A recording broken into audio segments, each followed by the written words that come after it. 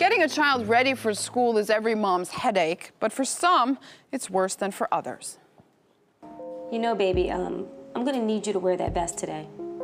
Mom, are you serious? I'm not gonna wear that vest. I need to know when I'm at work that you're going to be safe. Do it for me. All right, Mom, I'll do it for you.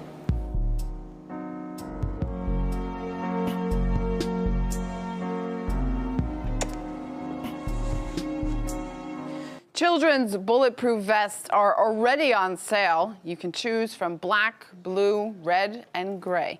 Plus, there's a huge billboard in the state of Tennessee promoting the vest for children.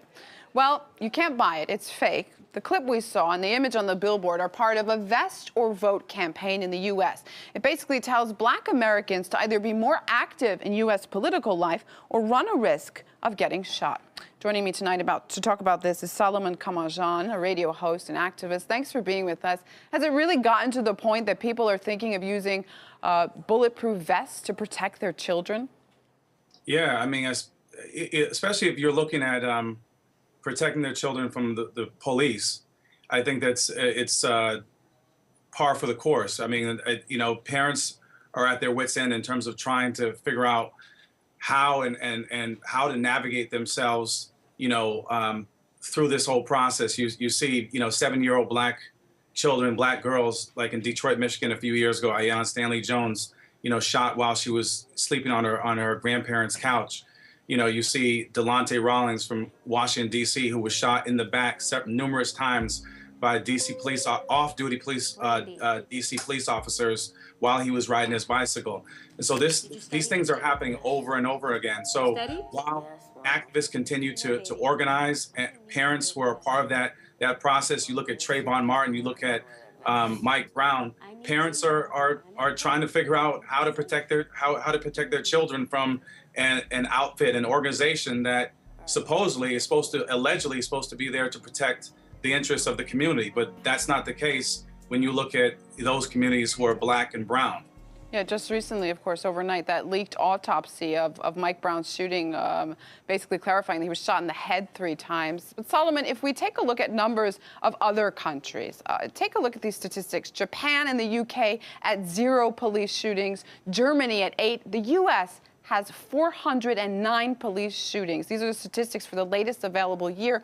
What more does it take to see that there's a problem here? Well,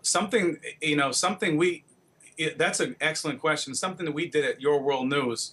What we did is we wrote a letter and we filed an online petition that was addressed to United Nations and was specifically to the Deputy Commissioner for Human Rights. And we sent a letter saying that if the United Nations is really concerned, as they routinely say they are, about human rights in other countries, oftentimes it's political. When they get when they get moved a certain way by the United States, we know that the United States oftentimes controls the United Nations. The United Nations oftentimes is very, very obsequious to what the U.S. wants. If you're really concerned about that, when you look at these numbers, just like you mentioned, and look at the numbers from a year ago, where there were 313 black people that were killed by the police in one calendar year in 2012. That report came out in 2013. If you're concerned about that, United Nations, then this is a humanitarian crisis. What are you going to do? What kind of resolution are you going to pass to make sure that human lives, just because they're black or brown, should not make a difference? But human lives in the United States of America that are black and brown, that are disproportionately being killed by the police, what are you going to do? What are you going to do about this?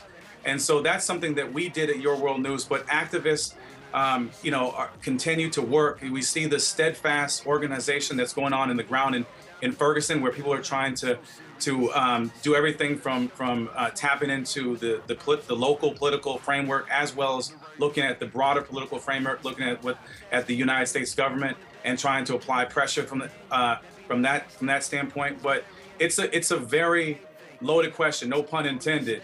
That you put forward, and we're just trying to get to some answers and to find some solutions that are directed towards alleviating these police killings to the point that we're seeing zero. Until we reach that zero number, we still have a lot of work to do. All right, very powerful points made by you. Solomon Kamazan tonight, radio host and activist with us in the Now. Thanks so much. Thank you.